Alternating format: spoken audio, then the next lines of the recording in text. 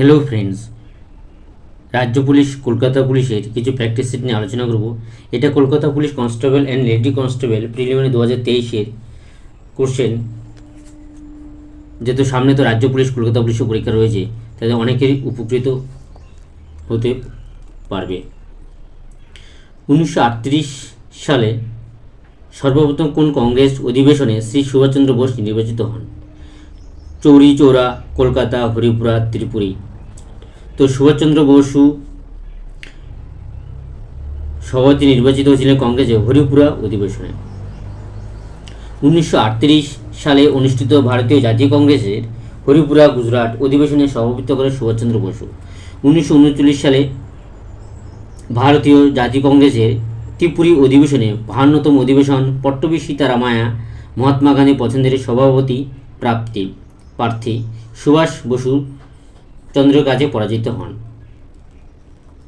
মোহাম্মদ বিন তুগলক তার রাজধানী দিল্লি থেকে কোথায় স্থানান্তরিত করেন? দেবগিরি, তাঞ্জোর, পাটলিপুত্র, কনৌজ। তো মোহাম্মদ বিন তুগলক তার রাজধানী দিল্লি থেকে স্থানান্তরিত করেন দেবগিরিতে। 1327 খ্রিস্টাব্দে মোহাম্মদ বিন তুগলক তার রাজধানী দিল্লি থেকে মহারাষ্ট্রে দাক্ষিণাত্যে দেবগিরিতে স্থানান্তরিত করেন এবং তার নামকরণ করেন দৌলতাবাদ। তিনি দিল্লি থেকে দৌলতাবাদ পর্যন্ত একটা রাস্তা তৈরি করেছিলেন এবং মানুষের জন্য বিশ্রামাগারও স্থাপন করেছিলেন। শিখদের পঞ্চক কার ধারণ করার নির্দেশ কোন ধর্মগুরু দেন? গুরু রঞ্জিত সিং, গুরু গোবিন্দ সিং, গুরু হরগোবিন্দ, গুরু তেগ বাহাদুর। তো শিখদের পঞ্চক ধারণ করার নির্দেশ দেন গুরু গোবিন্দ সিং। গুরু তেগ বাহাদুর মৃত্যুর পর গোবিন্দ সিং শিখদের নেতৃত্ব দিতে এগিয়ে আসেন এবং মোগলদের অত্যাচারের হাত থেকে রক্ষাকর্তার ভূমিকায় অবতীর্ণ হন। গুরু গোবিন্দ সিংয়ের উপদেশ এবং দর্শন শিখ সম্প্রদায়ের জীবনে ঐতিহাসিক গুরুত্ব অর্জন করে। তিনি শিখদের জীবনে পঞ্চক বা খালসার প্রচলন করে। এই পঞ্চক হল কেশ, কঙ্গা, করা, কৃপান এবং কচ্ছ। কত সালে মহাত্মা গান্ধী ডান্ডি অভিযান শুরু করেন? 1920, 1935, 1925, 1930 সালে। তাহলে গান্ধীজি ডান্ডি অভিযান শুরু করেন, তো মহাত্মা গান্ধী ডান্ডি অভিযান শুরু করেন 1920, 1935, 1925, 1930 সাল। তো মহাত্মা গান্ধী ডান্ডি অভিযান শুরু করেন 1930 সালে। মহাত্মা গান্ধীজি ডান্ডি পদযাত্রা নিয়ে আইন অমান্য আন্দোলন শুরু করেছিলেন।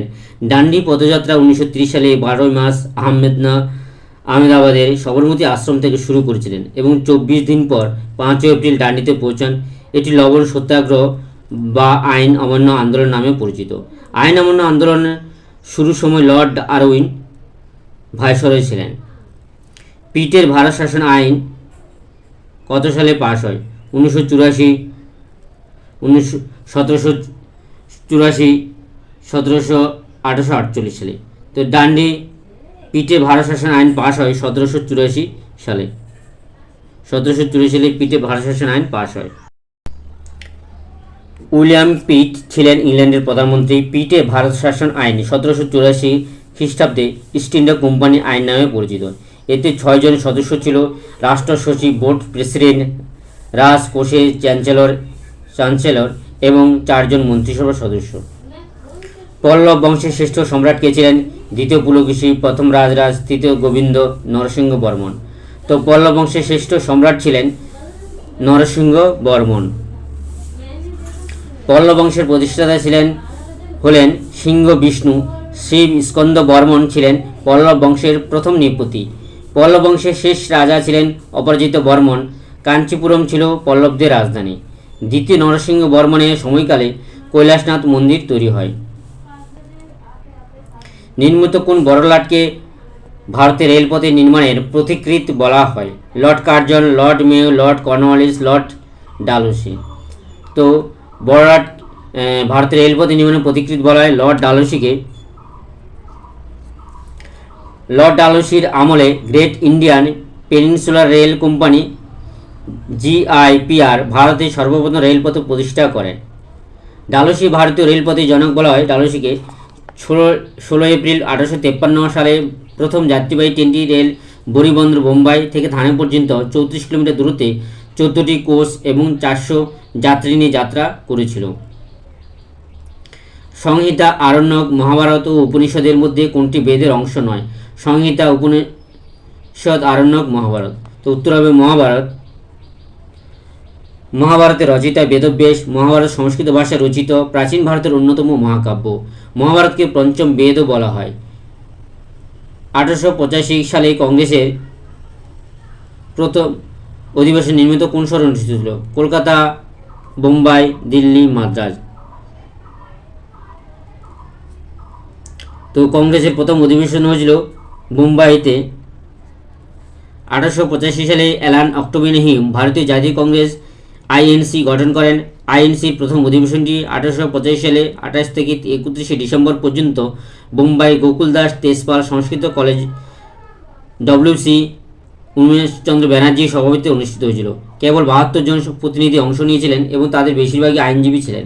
কংগ্রেসের প্রথম অধিবেশনে পুনায় প্রস্তাব ভোগ করা হয়েছিল, কিন্তু সেই সময় পুনাতে প্লেগের প্রাদুর্ভাবের কারণে সভাস্থল বোম্বেতে স্থানান্তরিত করা হয়েছিল। নিম্নলিখিত কোন সম্রাট বাংলার আকবর নামে পরিচিত ছিল? ইলিয়াস শাহ, বরকত শাহ, হুসেন শাহ, হুমায়ুন শাহ। তো বাংলার আকবর নামে পরিচিত ছিল হুসেন শাহ।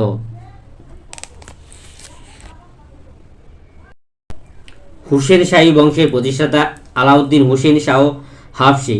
হুসেন শাহ চৈতন্য মহাপ্রভুর সমসাময়িক ছিলেন।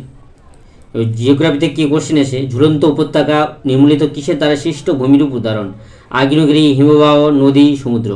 তো ঝুলন্ত উপত্যকা কিসের দ্বারা সৃষ্ট ভূমিরূপ উদাহরণ? উত্তর হবে হিমবাহ। হিমবাহের কার্য মূলত 3 প্রকার, যেমন ক্ষয়সাধন, বহন, সঞ্চয়। হিমবাহের গতি, বরফের গুরুত্ব ও শিলা প্রকৃতির উপর হিমবাহের ক্ষয়কার্যের ক্ষমতা নির্ভর করে। নীলগিরির উচ্চতম শৃঙ্গের নাম কি? অগস্ত্য, কুটম, পরেশনাথ, সহ্যাদ্রি, দোদাবেতা। তো নীলগিরি পর্বতের সর্বোচ্চ শৃঙ্গের নাম দোদাবেতা। নীলগিরি পর্বতের সর্বোচ্চ শৃঙ্গ দোদাবেতার উচ্চতা 2637 মিটার। পূর্বঘাট এবং পশ্চিমঘাট পর্বতমালার মিলিত স্থল হল নীলগিরি পর্বত। নীলগিরি পর্বতমালা ভারতের প্রাচীনতম তামিলনাড়ুতে অবস্থিত। এটি একটি পশ্চিমঘাট পর্বতমালার অংশ। হেমাটাইট কোন খনিজ পদার্থের একটি ধরনের নাম? কয়লা, আকরিক লোহা, তামা, বক্সাইট। তো হেমাটাইট কোন খনিজ পদার্থের একটি ধরনের নাম? উত্তর হবে আকরিক লোহা। হেমাটাইটের রাসায়নিক সংকেতটি হল Fe2O3, যা ফেরিক অক্সাইড নামে পরিচিত। এটি গহনা, দর্শনীয় বস্তু ইত্যাদি তৈরিতে ব্যবহৃত হয়। গ্রানাইট কোন ধরনের শিলা উদাহরণ? পালক শিলা, ভূগর্ভস্থ শিলা, আগ্নেয় শিলা, রূপান্তরিত শিলা। তো গ্রানাইট কোন ধরনের শিলা উদাহরণ? উত্তর হবে আগ্নেয় শিলার উদাহরণ গ্রানাইট। ম্যাগমা বা লাভা শীতল হয়ে কঠিনে পরিণত হওয়ার মাধ্যমে আগ্নেয় শিলা গঠিত হয়। আগ্নেয় শিলার কোনো স্তর বা জীবাশ্ম নেই বলে একে অস্তরীভূত শিলাও বলা হয়, যেমন ব্যাসল্ট, গ্রানাইট, ফেলমাইট, সিয়েনাইট, স্টাফ ইত্যাদি। রাষ্ট্রবিজ্ঞান থেকে কি কোশ্চেন এসে ভারতীয় সংবিধানের কোন সংশোধনীর মাধ্যমে প্রস্তাবনা সঙ্গে সমাজতান্ত্রিক ও ধর্মনিরপেক্ষ, সোশ্যালিস্ট এবং সেকুলার শব্দটি যুক্ত করা হয়? 41, 37, 42, 52। তো 42তম সংবিধান সংশোধনীর মাধ্যমে সোশ্যালিস্ট এবং সেকুলার শব্দটি যুক্ত করা হয়। 1976 সালে ভারতের প্রধানমন্ত্রী ইন্দিরা গান্ধীর আমলে প্রণীত হওয়া 42তম সংবিধান সংশোধনী আইন, যা মিনি কনস্টিটিউশন নামে পরিচিত, ভারতীয় রাজনৈতিক ল্যান্ডস্কেপ গঠনে গুরুত্বপূর্ণ ভূমিকা বহন করে। 42তম সংবিধান সংশোধনী আইনে প্রস্তাবনার 3টি নতুন শব্দ সমাজতান্ত্রিক, ধর্মনিরপেক্ষ এবং অখণ্ডতা যোগ করা হয়েছে। কেন্দ্রীয় সরকারকে আইন বিষয়ে পরামর্শ দেওয়ার জন্য ভারতীয় সংবিধানে কোন পদটি তৈরি করা হয়েছে? সুপ্রিম কোর্টের প্রধান বিচারপতি, লোকসভার speaker, attorney general of India, advocate general of India. তো কেন্দ্রীয় সরকার আইন বিষয়ক পরামর্শ দেওয়ার জন্য ভারতীয় সংবিধানে অ্যাটর্নি জেনারেল অফ ইন্ডিয়ার পদটি সৃষ্টি করা হয়েছে। ভারতের অ্যাটর্নি জেনারেল ভারতীয় সংবিধানের 5ম অংশের ধারা 76-এর অধীনে ভারতের রাষ্ট্রপতি কর্তৃক নিযুক্ত হন। রাষ্ট্রপতি আদেশে তিনি পদে অধিষ্ঠিত হন। ভারতের অ্যাটর্নি জেনারেল হলেন দেশের সর্বোচ্চ আইন কর্মকর্তা। সংবিধানের 143 অনুচ্ছেদের অধীনে রাষ্ট্রপতি কর্তৃক সুপ্রিম কোর্টের প্রদত্ত যে কোনো রেফারেন্সে ভারত সরকার প্রতিনিধিত্বে তারা কাজ করে। ইম্পেরিয়াল ব্যাংক অফ ইন্ডিয়ার বর্তমান নাম কি? Central bank of India, reserve bank of India, United bank of India, state bank of India. তো ইম্পেরিয়াল ব্যাংক অফ ইন্ডিয়ার নাম হলো state bank of India. GST ভারতে 1 জুলাই 2017 সালে চালু করা হয়। জিএসটি একটি ইনডাইরেক্ট ট্যাক্স। পূর্বে প্রচলিত sell tax, service tax, excise duty ইত্যাদি ইনডাইরেক্ট ট্যাক্সকে অবলুপ্ত করে জিএসটি চালু হয়। নিচের কোনটি প্রত্যক্ষ কর ডাইরেক্ট ট্যাক্স নয়? Income tax, GST, corporation tax, সম্পত্তি প্রপার্টি ট্যাক্স। তাহলে জিএসটি ডাইরেক্ট ট্যাক্স নয়। Income tax, corporation tax, property tax এগুলো হলো প্রত্যক্ষ ডাইরেক্ট ট্যাক্স। 2017 সালের আগে আমাদেরকে দুই ধরনের ট্যাক্স দিতে হতো, একটি হচ্ছে ডাইরেক্ট ট্যাক্স, অপরটি হচ্ছে ইনডাইরেক্ট ট্যাক্স। ডাইরেক্ট ট্যাক্সের মাধ্যমে ইনকাম ট্যাক্স এবং কর্পোরেশন ট্যাক্স যেগুলো বর্তমানে বিদ্যমান রয়েছে, আর ইনডাইরেক্ট ট্যাক্সের মধ্যে ছিল sale tax, custom duty, toll tax, entertainment tax, service tax ইত্যাদি। GST goods and service tax ভারতে 1 জুলাই 2017 জিএসটি বিল চালু করা হয়।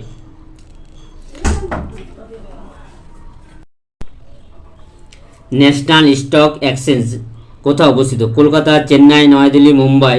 তো ন্যাশনাল স্টক চেঞ্জ অবস্থিত হচ্ছে মুম্বাইতে।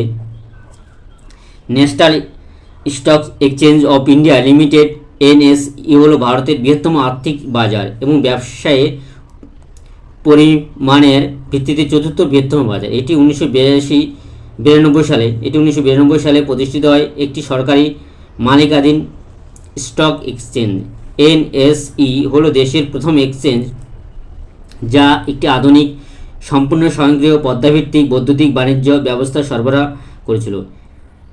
এনএসই তার সূচক হিসাবে নিফটি 50 ব্যবহার করে। নিম্নলিখিত কোন কোষীয় অঙ্গাণুটি প্রোটিন সংশ্লেষে সহায়তা করে? লাইসোজোম, সেন্ট্রিওল, রাইবোজোম, কোষ গহ্বর। কোষ অঙ্গাণুটি প্রোটিন সংশ্লেষে সহায়তা করে? উত্তর হবে রাইবোজোম।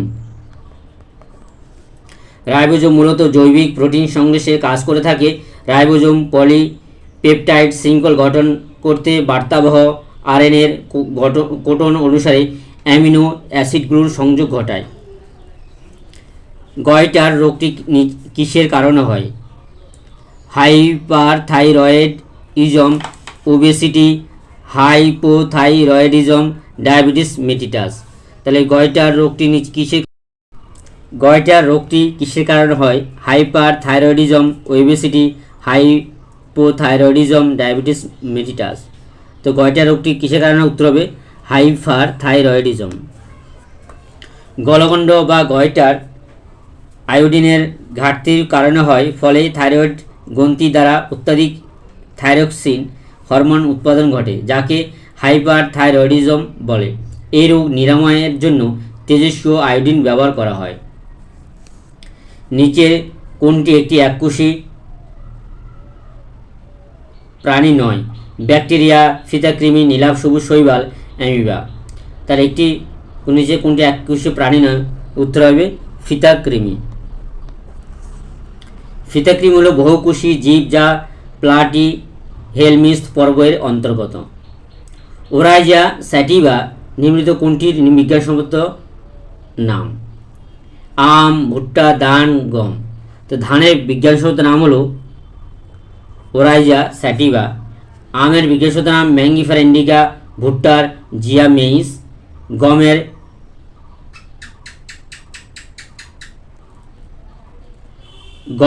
বিজ্ঞানসম্মত নাম হলো ট্রিটিকাম অ্যাস্টিভাম। মানব শরীরে মোট কত জোড়া লালাগ্রন্থি থাকে? 1 জোড়া, 4 জোড়া, 2 জোড়া, 3 জোড়া। তো মানব শরীরে লালাগ্রন্থি থাকে 3 জোড়া। মানবদের 3 জোড়া লালাগ্রন্থি আছে, প্যারোটিড, সাবলিঙ্গুয়াল এবং সাব ম্যান্ডিবুলার। এসআই পদ্ধতির তাপমাত্রার একক কি? Celsius, degree, Fahrenheit, Kelvin. তো এসআই পদ্ধতির তাপমাত্রার একক হলো কেলভিন।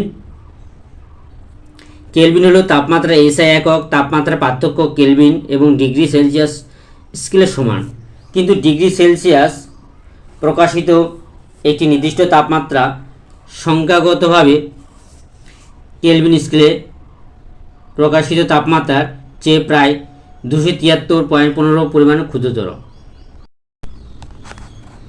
স্প্রিং তুলার মাধ্যমে বস্তুর কি পরিমাপ করা হয়? ভর, অভিকর্ষ ত্বরণ, ভার, বল। তাহলে স্প্রিং তুলার সাহায্যে পরিমাপ করা হয় ভার। কোনো বস্তুর উপর অভিকর্ষীয় ক্ষেত্র দ্বারা প্রযুক্ত বলের মানকে ওই বস্তুর ওজন বা ভার বলে। কোনো বস্তুর ভর m এবং পৃথিবীর কোনো স্থানে অভিকর্ষ ত্বরণ g হলে ওই স্থানের বস্তুর ওজন হবে w=mg। ভার একটি ভেক্টর রাশি। এর এসআই একক হলো নিউটন। স্প্রিং তুলা দিয়ে বস্তুর ওজন বা ভার মাপা হয়, আর বিম ব্যালেন্স বা সাধারণ তুলা দিয়ে বস্তুর ভর মাপা হয়। প্রমাণ চাপ উষ্ণতায় এনটিপিতে 1 গ্রাম অণু কোনো গ্যাসের আয়তন কত? 20 লিটার, 22.4 লিটার, 44 লিটার, 31.4 লিটার। তো উত্তর হবে 22.4 লিটার। প্রমাণ তাপ ও চাপে এসটিপিতে একটি আদর্শ গ্যাসের 1 গ্রাম অণু 22.4 লিটার আয়তন দখল করে থাকে। এটি একটি গ্যাসের মোলার আয়তন হিসেবে পরিচিত। এই আয়তনটি আদর্শ গ্যাসের সূত্র এবং অ্যাভোগাড্রোর সূত্র থেকে উদ্ভূত। যে বল দ্বারা পৃথিবী কোনো বস্তুকে নিজ কেন্দ্রের দিকে আকর্ষণ করে তাকে ওই বস্তুর কি বলা হয়? ভর, বল, ভার, অভিকর্ষ ত্বরণ। তো উত্তর হবে ভার বলা হয়। সাধারণ তুলাযন্ত্র কোন শ্রেণীর লিভার? প্রথম, এটি কোনো লিভার নয়। দ্বিতীয়, তৃতীয়। তো সাধারণ তুলাযন্ত্র হলো প্রথম শ্রেণীর লিভার। প্রথম শ্রেণীর লিভারের ক্ষেত্রে আলম্ব বিন্দু, বল বিন্দু এবং ভার বিন্দু মধ্যে যে কোনো স্থানে থাকে, যেমন নলকূপের হাতল, ঢেকি, বেলচা। সাধারণ তুলাযন্ত্র। নিম্নলিখিতের মধ্যে কোনটি তরল ধাতুর উদাহরণ? সোডিয়াম, পারদ, লোহা, সোনা। তো পারদ হলো তরল ধাতুর উদাহরণ। পারদ একটি ধাতু যা পারমাণবিক সংখ্যা 80। এটি একটি ভারী ডি ব্লক মৌল এবং একমাত্র ধাতু যা আদর্শ তাপমাত্রা এবং চাপে তরল অবস্থায় থাকে।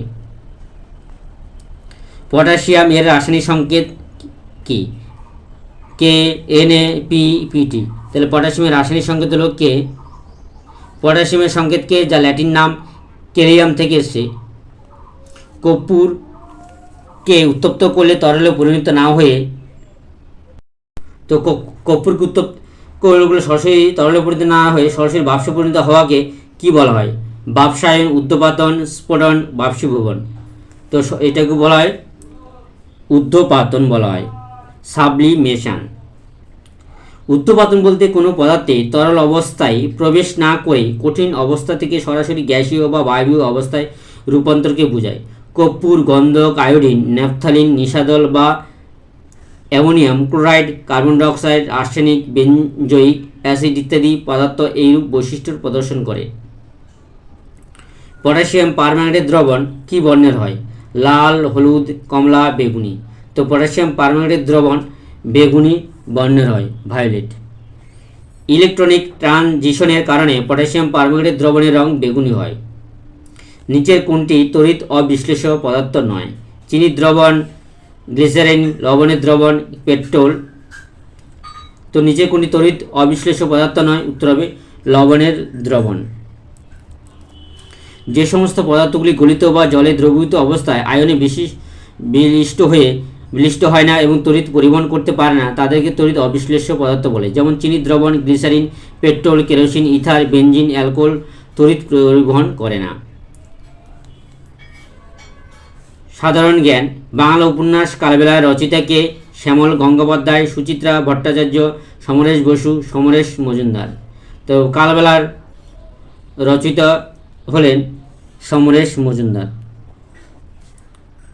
সমরেশ মজুমদারের উল্লেখযোগ্য উপন্যাসগুলির মধ্যে সাতকাহন, 13 পার্বণ, স্বপ্নের বাজার, উজান, গঙ্গা, ভিক্টোরিয়ার বাগান, 8 কুঠুরি 9 দরজা, 8 কুঠুরি 9 দরজা, অনুরাগ ইত্যাদি উল্লেখযোগ্য।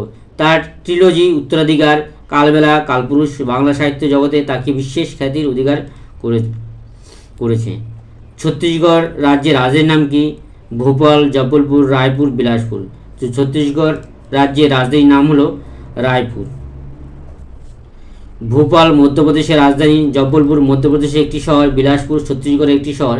ছত্তিশগড়ের নতুন রাজধানী নয়া রায়পুরের নতুন নাম হবে অটল নগর।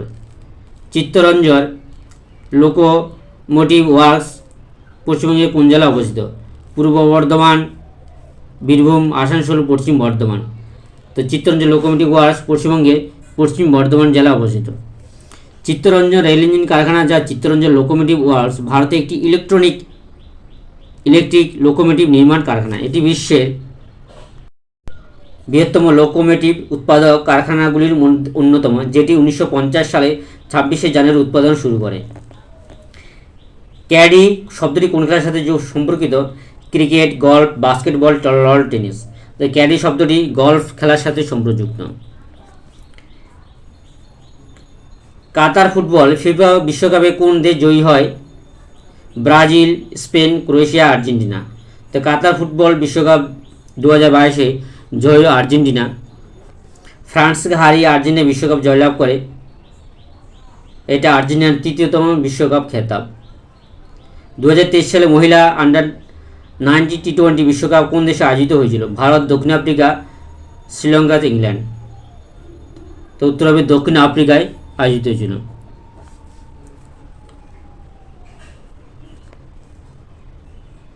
তো এই হলো বিভিন্ন পরীক্ষা আসার মধ্যে কিছু রাজ্য পুলিশ কলকাতা প্র্যাকটিস সেট।